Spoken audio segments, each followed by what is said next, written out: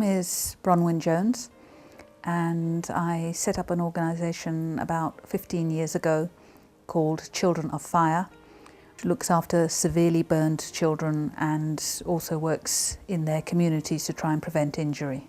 Many years ago I read a small article about a child called Dorah. She was so badly injured in a fire when she was 6 months old. She lost her eyelids, nose, lips, fingers, had a hole in her forehead and was burned on her chest and was abandoned in hospital. We befriended this girl in hospital, but what made the charity begin was when the doctors said they were going to remove her eyes to save money. I'm an engineer by training, not a doctor, but I knew if you took eyes out you couldn't put them back in. And that's really how Children of Fire began, because I had to prevent that from happening. I wrote about her overseas because I couldn't get help in South Africa, and put her through more than 24 operations.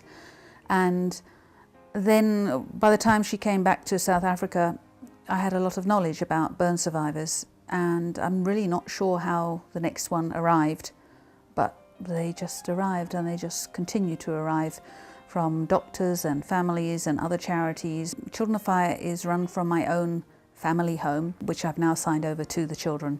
Well, we do have between 6 and 40 at any time of year. 1 in 3 has been burned intentionally, so they tend not to go back to where they're from.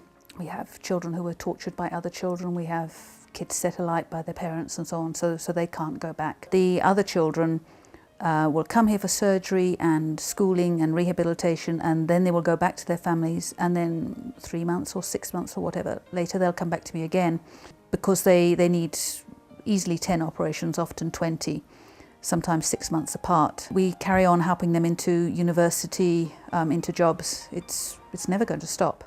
I'm passionate about fixing the forgotten ones, because people shun away from burn kids because they look so bad.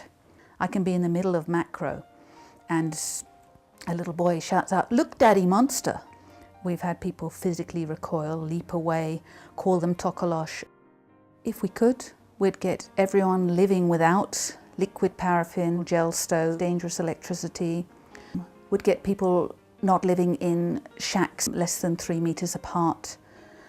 We'd get people in formal housing with safe, legal electricity.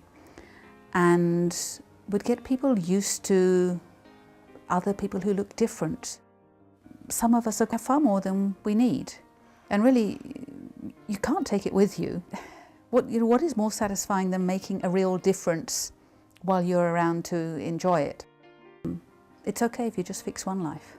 If each of us just tried to fix one life, that's okay. If you can do more or have a wider spread, that's all the better.